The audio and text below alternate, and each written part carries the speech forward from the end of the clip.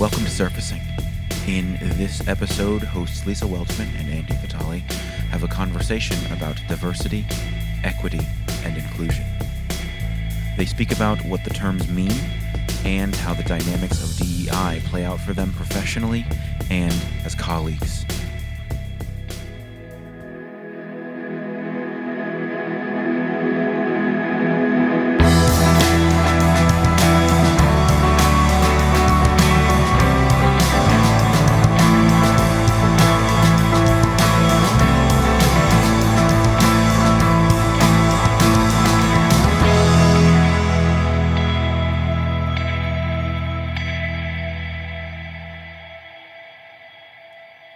D.E.I., which is diversity, equity, and inclusion. Not that everyone doesn't know that already, but I just wanted to say those words out loud. Diversity, equity, and inclusion, because I think a lot of times those things get like smushed all together, right? And so I don't know. I've wanted to do a deep dive on this for a long time, and I've always been wary of it. And to be honest, it's a scary terrain for me, not because I have any problems telling people about my experience as a Black woman in tech, but because it's just touchy and it seems like a dangerous space because you can never say anything all the way right. But I think when we did that session with Margaret Lee and also just talking to some friends and colleagues, just the simplicity of telling your own story and talking about things is helpful. And I also think beyond my own personal experience, diversity, equity, and inclusion are just intellectually and emotionally and vocationally interesting concepts to talk about. And so, and we seem to touch them a lot, this subject a lot in all of our episodes, but we've never really dedicated an episode to it completely, which, you know, it makes sense to do for sure, because it's a topic that's on a lot of people's minds. And for those who maybe it's not as front and center, it's something that they should hear so that they do take it as serious as they should. Yeah. And, you know, I always said, well, let's wait till we can get a super expert. But to be honest, it's really hard to get. The people who are really hot in this area are very hard to book, right? And we sort of have a small podcast. And so it was a colleague of mine who was just basically saying, why don't you and Andy talk about it? It's really interesting. I mean, you and I talk about diversity, equity, inclusion all the time when we're trying to schedule guests, right? Yeah, of exactly. just making sure that we're even-handed. So anyhow, well, let's talk about it. So which one do you want to talk about first? Diversity, equity, or inclusion? So, you know, it's funny. I remember seeing an illustration that kind of shows the differences between them. But I think diversity is the one that people tend to think of front and center when they think DEI. It's really about, to them, I think it means how do we look around at who's working with us, who's at the table, and see who's missing, and really focus on, you know, bridging that gap. And to me, like, when I think of diversity, I think of lots of different types of diversity. You know, coming from being a white man, you know. Are you, Andy? I am. White man? Oh, we've only met once in person. I forgot. Shocking, though, right? No, but for you know, in a lot of spaces or places that I've worked, where, you know, geographically or just in the space and technology, it was very white dominated. It's interesting because the term diversity of thought comes up a lot, right? And to me, that's important, but it almost feels like an excuse when you can't have true diversity in background. People tend to lean on diversity in perspective. They abstract it a little bit or something. Exactly. And you know, I mean, I can understand that, but it's not true diversity. To me, diversity is really about like bringing in everyone from different ethnicities, different backgrounds, different like physical capabilities or abilities, and also diversity in thought. So it's really about how we can have this full alignment. How are we creating things? And I'm probably going to just tee us off. Like, how are we creating things in a digital space for everyone when not everyone is represented in the build? Yeah, I mean, I think when I think about DEI, of those three words, the one that I hold on to most tightly is the I, because I think that the I delivers E and D, Right. right? I think if you are inclusive, then you will have that diversity of thought. You will have that diversity of experience. And I think that, and I'm biased in this way because the kind of work that I do is grossly speaking about, do we have the right people in the room to make decisions, good decisions, solid decisions, right? And so I think that's key when you think about inclusiveness. When we're building this app, when we're creating this experience, when we're starting and informing the culture of this new company or this old company, who's in the room, right? And is this inclusive in a way that is really meaningful, right? And that inclusivity is informed by a lot of interesting things, right? And so, um, if for the online world, I believe in deep inclusivity, right? I think if you're going to be building an online experience, it really should work for every human being, right? That should be the aim.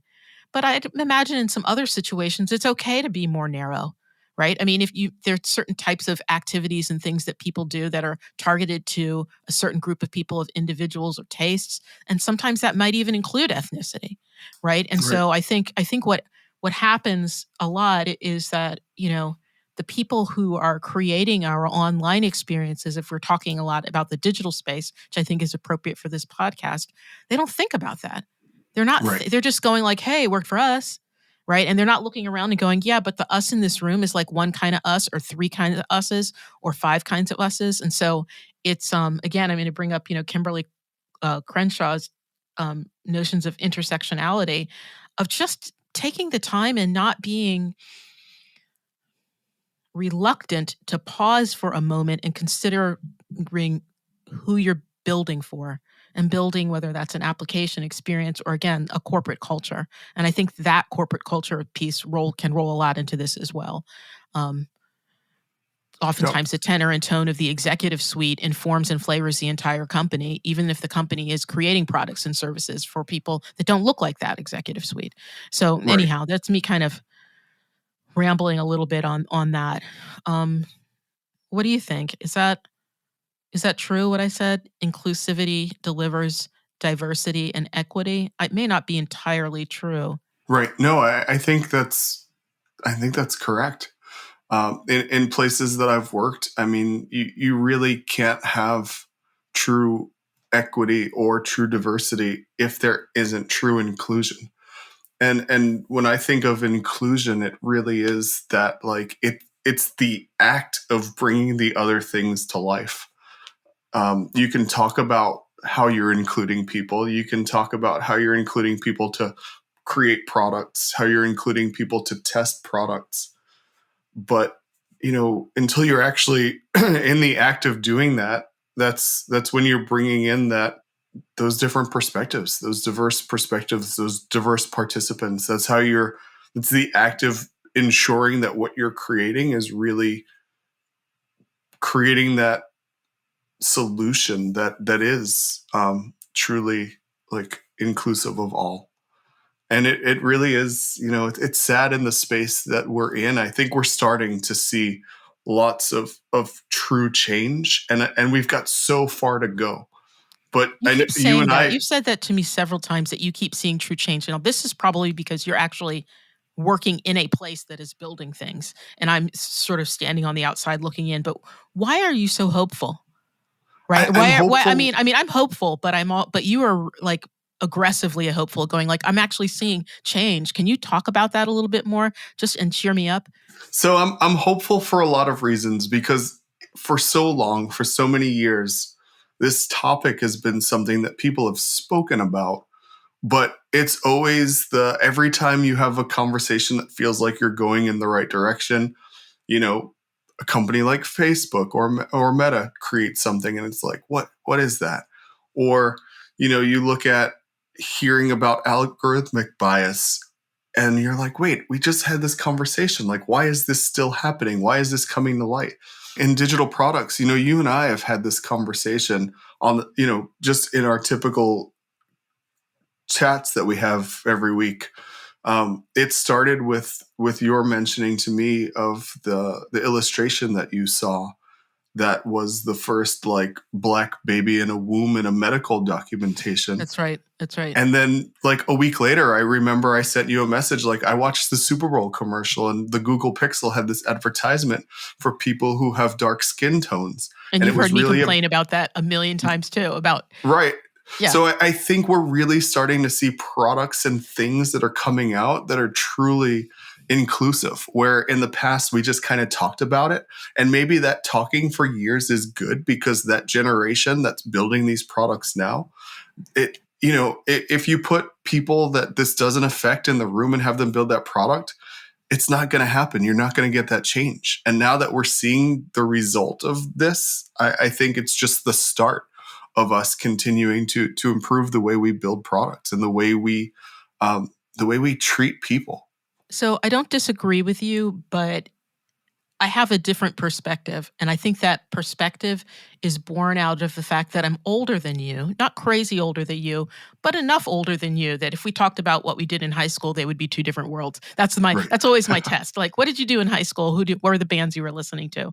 Right. And that's not a power move. That's just true. Right. I was born before you and I'm a Black woman. And so when you say, oh, we're seeing these products and services, one of the things that was really interesting to me that I saw on LinkedIn or seen on LinkedIn or Facebook or whatever, I'm not on Facebook, on whatever, one of the social medias that I'm lurking around because I'm horrible at social media, was a young Black woman, or young to me Black woman, who's made these Black dolls. Right. And she was super excited because now they're in Target or whatever. And that's really great. Black dolls. And so, but I also have a picture of myself probably when I was in second, third grade holding Tamu in, 1970, which was, this very dark skinned African doll with a 70s afro. And that was back in 1970. And, Right. We also had dark skin tone bandages. I can't remember. They were called something Pride or something like. So I was born and raised in the midst of the Black Power movement of the late 60s and 70s. And so all of this stuff that looks new now of this awareness, this sensibility around natural hair for Black people, being able to wear braids, being able to wear dreads. I went through that already. Right. I mean, that already started. It somehow got stifled through the years. And so for me, I think there's a little bit more ennui and a little bit more of just kind of cynicism around, well, is it really going to happen? Because it was happening before, and then causes and conditions changed such that it wasn't important. These things weren't important anymore. They weren't considered profitable anymore, which is why, this not that particular reason, but the fact that the foundation has to be right and that the fundamentals have to be right and inclusive in order for that difference to really penetrate and make a difference, which is why I do work like governance work, right? No, it's not as fun as quickly spinning up an app and people going, oh, doesn't that look great? That was so really clever. But it's the idea that we're going to make the bones right? We're going to make the foundation right. We're going to get the DNA right so that these things can't happen. And so that people can be creative on top of a foundation that makes a lot of sense and that is fair. And I'm not entirely sure that I see those foundations being put in place. I see goodwill and I see good intention, which is good, but that's not part of this sort of governing infrastructure. The other thing I want to say on this point as well is, a lot of times when people are talking about diversity, equity, and inclusion, they say it from a perspective of, oh, these poor, oppressed, fill in the blank with some group of marginalized people. What can we do to bring them up to our level? So we've already got a they, us, right? We've already got a they, us in there, which is already separating. And I know which pile I'm in and you know what pile you're in, right? These poor people, can we just bring them along? And there's this lack of understanding that, someone who looks like me might know something that someone who looks like you doesn't know that might make your life better, right? It's not just a matter of people bending down to pick up, oppressed, marginalized people, which it can be. It's not only that, it's the value that having another perspective brings and can bring to society. It's the tragedy of having cut off the perspective of Indigenous people, the perspectives of people of color, the perspective of women, the perspective of, non-binary folks, like just cutting that perspective out of the solution forming process with this sort of very, very paternalistic sense of, we've already got it figured out in the way the world is supposed to be. We've got that all figured out. Now we're going to allow you to be in this with us, Right. as opposed to real inclusivity, which is like, we're building this together, and that it requires all of us in order to create this better, safer, diverse, and inclusive and equitable world. And so for me, that's really problematic because, I was born middle class, upper middle class, really family. I've never been poor or hungry. And I feel that I add a lot of value. And a lot of times, white folks come at me with here, Lisa, here's a handout for you. And I'm like, Right. I don't need your handout, man. Like, but I have something to tell you. And sometimes they're even taken aback of like, what do you have to tell me? Right. I'm going to give you a leg up. And it's like, I don't need your freaking leg up. Right. So, Right.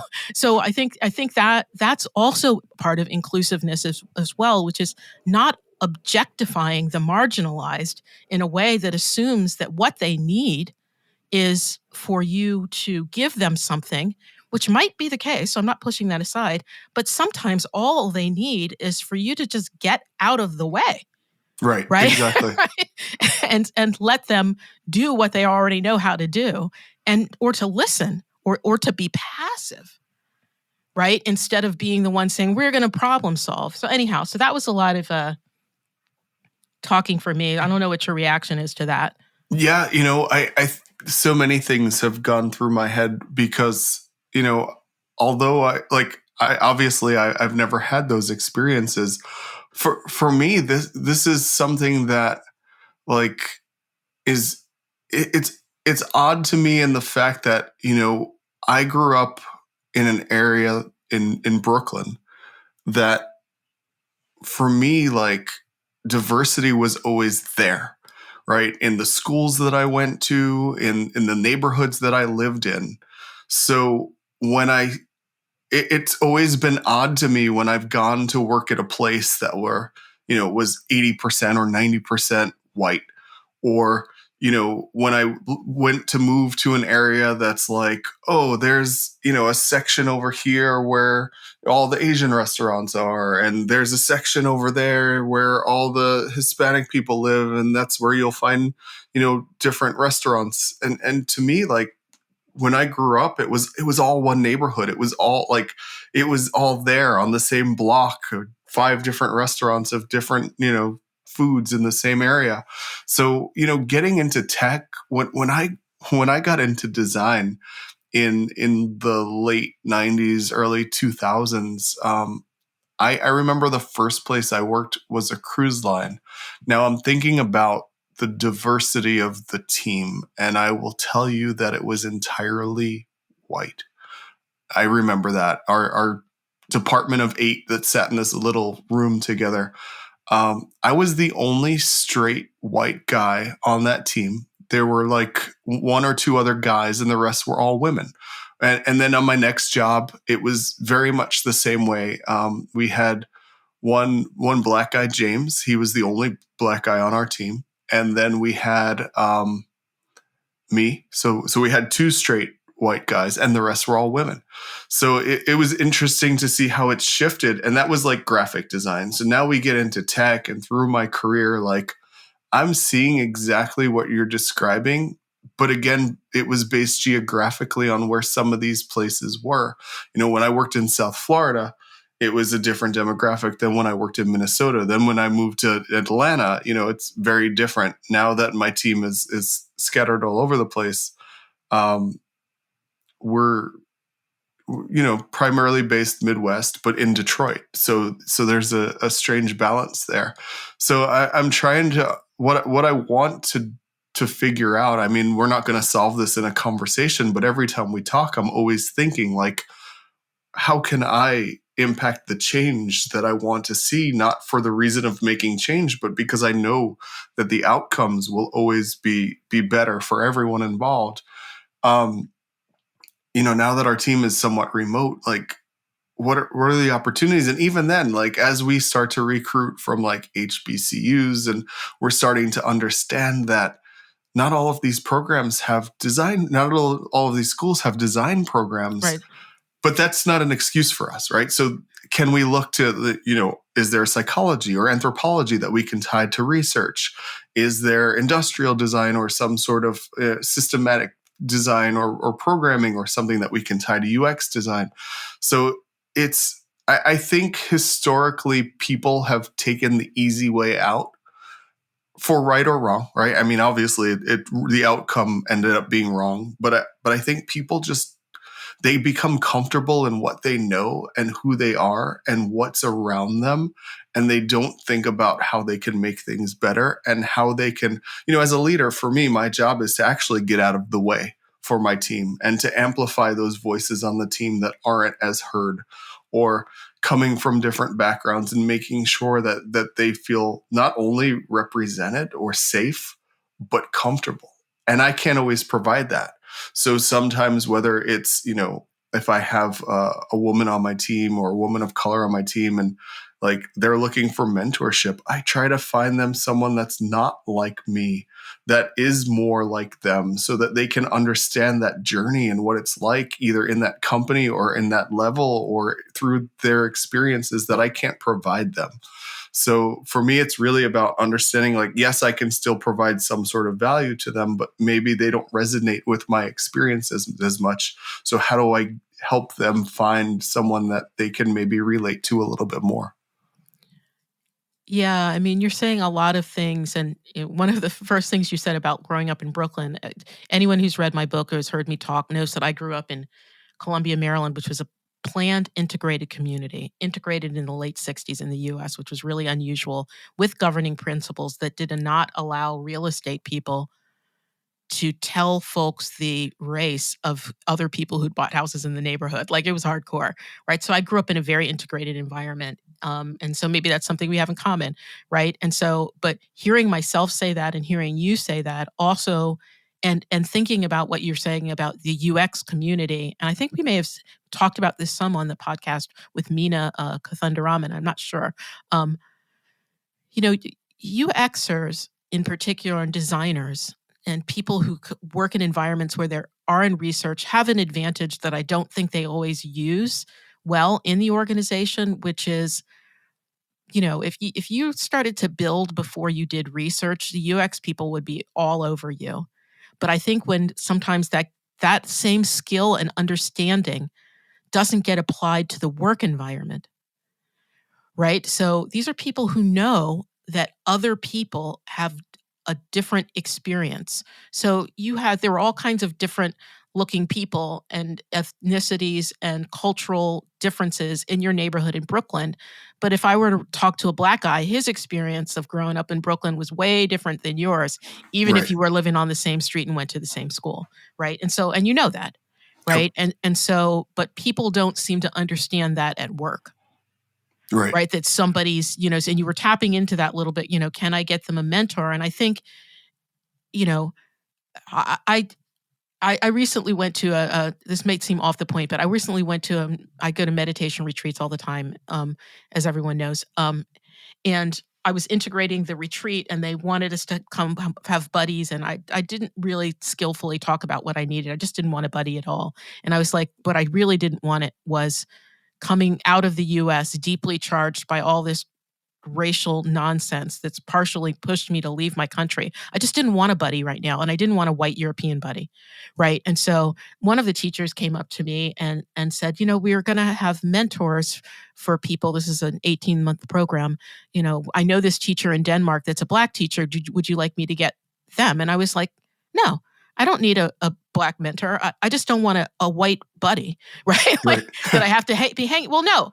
But the thing is, they asked. Right. Right. And so that's what researchers know how to do. You go and you ask people. So it could be that somebody wants a Black mentor because they're a Black woman and maybe they want a Black mentor. Or maybe it's really more important for them to get somebody who knows a lot about this particular research technique or has done a particular career path. But the point is, you don't know if you don't ask them.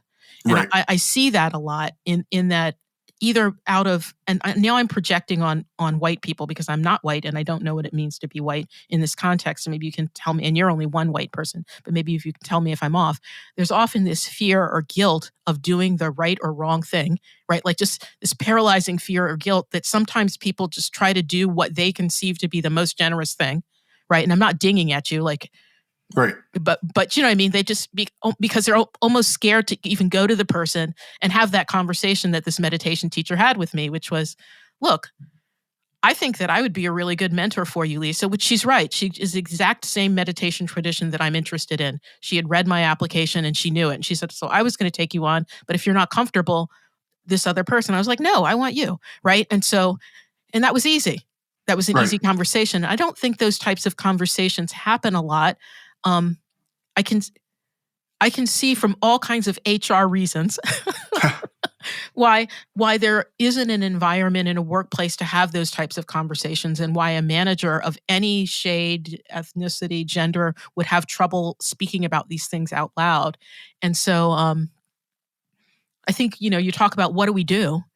I think one of the things that we do is try to create an environment, a safe environment, where we're allowed to talk about these things. Right. In a way that makes space for mistakes. And when I say mistakes, I don't mean people getting damaged, right? So I think because we don't talk about them, mistakes get made in play, right? Where it actually hurts a person's job or somebody ends up quitting because the environment's so bad, or, just like there's all this misunderstanding that happens real time. And I think taking the time and space to actually have a space to have these sorts of dialogues about what's happening inside of a company culture and why things are or are not inclusive. And so, I mean, I don't see that a lot. I see a lot of sort of external consultants coming in, but I don't see a lot of authenticity happening in conversation. Now, I don't work in these companies, so I could be off the mark. I mean, you probably interact more, some of the different collaboration groups that you're on that are, different around different organizations. You're always talking to different design leaders and things like that. Maybe that's off. I mean, I'm often talking to chief marketing officers, chief digital officers, and heads of designs about governance related things. And this topic actually doesn't come up. It comes up most often when we're talking about accessibility. I usually have my whole now when we're talking about accessibility, we're not just talking about blind people, that kind of stuff. This is where Lisa's algorithmic bias speech comes on. And honestly, it often just falls on, kind of bamboozled ears. They're looking at me like, what are you even talking about? And I'm like, I'm talking about inclusiveness, So I don't know. I just said a lot. What do you think? No, I think that makes a lot of sense. I think in a lot of places, people just aren't used to having conversations that are somewhat uncomfortable for themselves, right?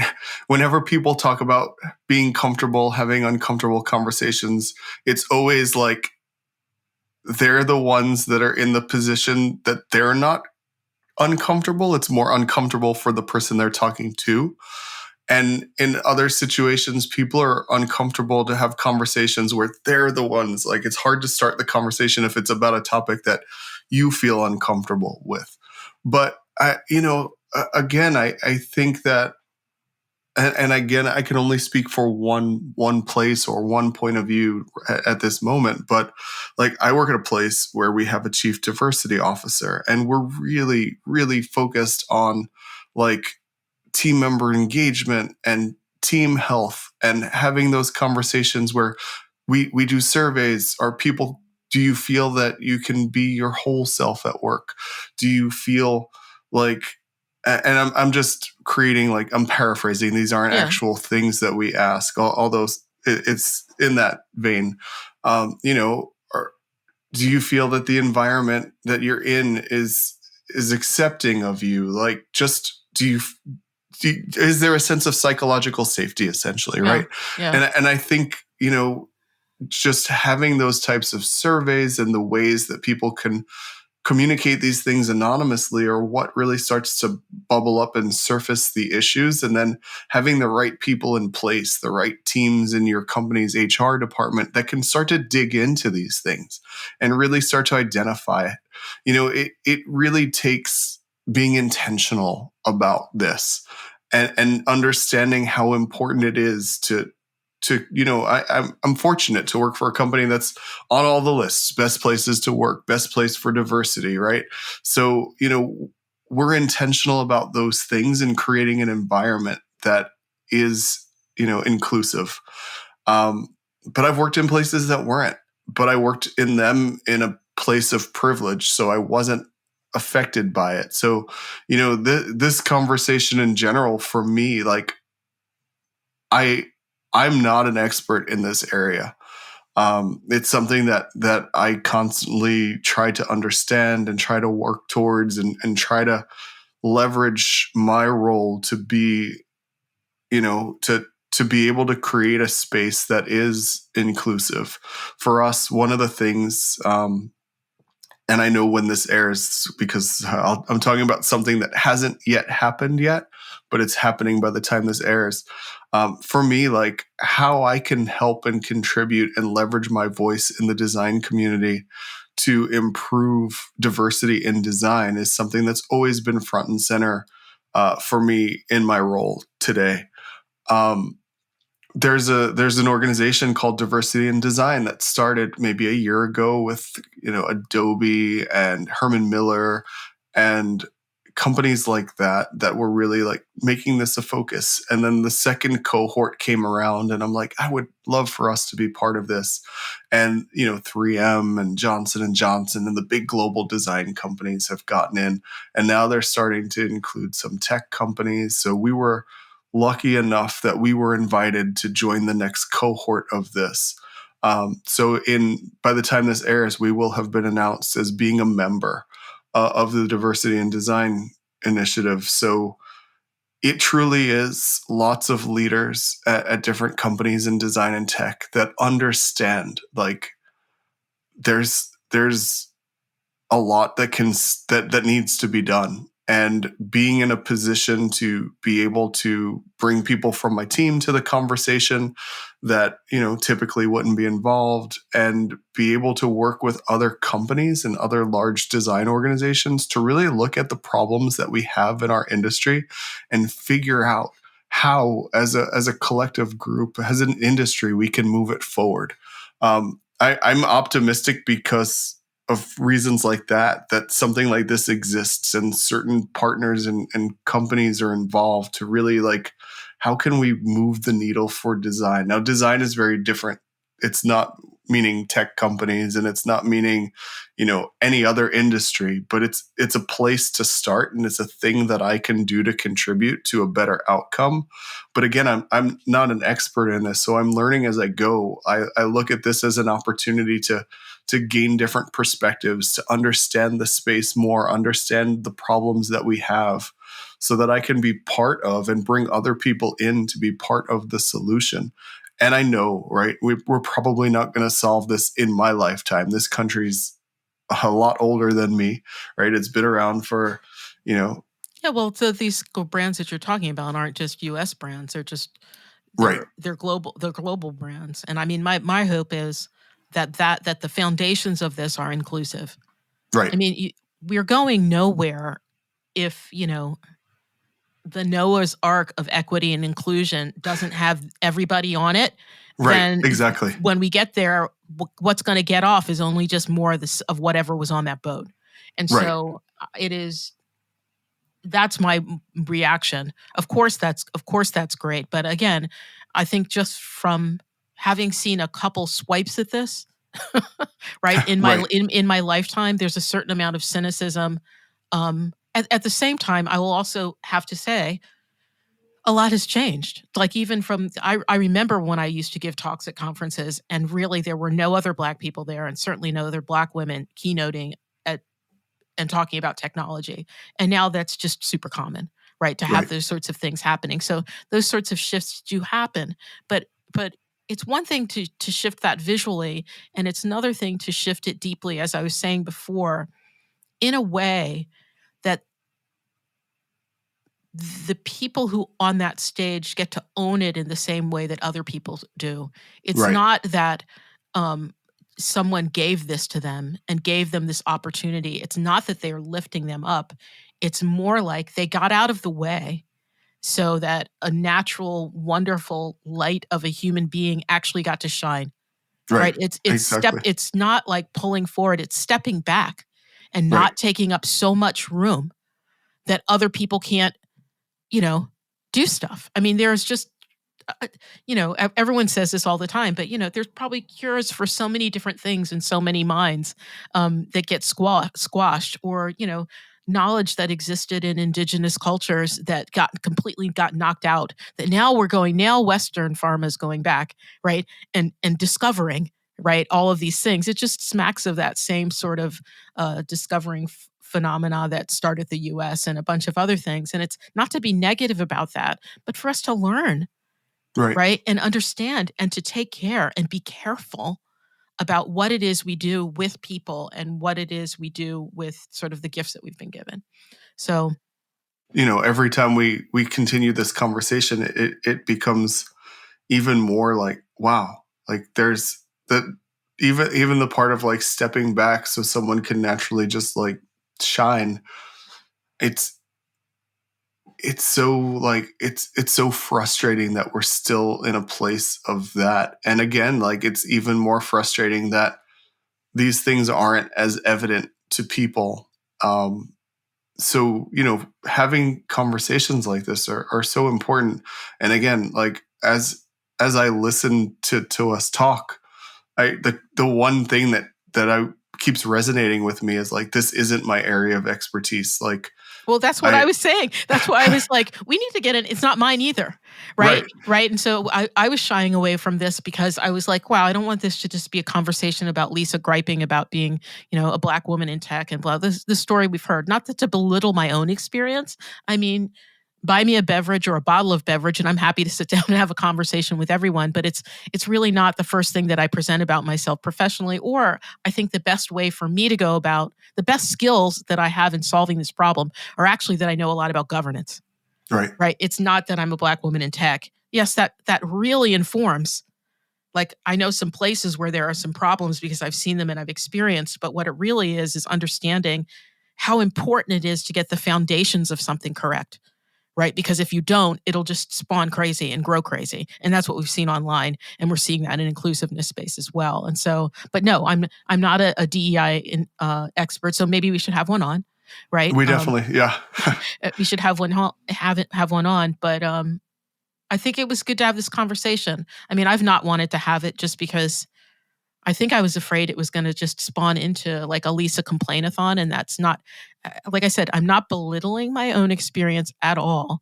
It's just more like, I just don't need to talk about that on this podcast. That's not, I think I bring things up in context where it makes sense when we're talking to guests and things like that, if something comes up.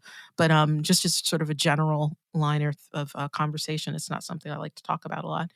Yeah. And every time I've said something, I'm like, wow, like, what am I defending? Like, I shouldn't say anything. Like I should just, but yeah, you're always quiet. We're always quiet when these topics come up. And I'm like, Andy's like, it's hard to know what to do. I mean, it's really hard to know what to do for different reasons for me and different reasons for you. Right. And for me, I don't want to sound like I'm an expert or have any of these experiences. So it's easier for me to just listen and learn from it than it is to say something. So even as we're talking today, I'm like, wow, I literally could have said probably nothing. But at the same time, I do want to continue conversations to learn and maybe inspire other people to have conversations very similar to this. Yeah, well, we're not going to solve the I think listening is important, and you're a better listener than I am. Anyone who listens to the podcast, I think that's what's so fun about it. It's like I'm always the one like blah blah blah blah blah blah blah, and I'm like, oh yeah, I better let Andy talk, which is fun. That's actually, I think it's funny to me that that's the dynamic. When oftentimes people would think it would be the reverse, but yeah, it's tough. I mean these. I mean, we work together. and we have these differences. Right. And most of the time I think almost all the time, it's not really an issue or anything like that. And so it's kind of challenging to bring something into this space, but we did it. Yeah. We did it. So I think we can stop now, right? Yeah. I'm going to turn this off. So maybe we'll come back to it again with a guest. For sure. And we'll see what happens. Thanks for listening. If you enjoy Surfacing, please rate, review, and follow us wherever you listen to your podcasts. Also, consider supporting the podcast on Patreon at patreon.com/surfacingpodcast. If you have suggestions for guests or a topic you'd like to hear about on Surfacing, please reach out via the contact form found at surfacingpodcast.com.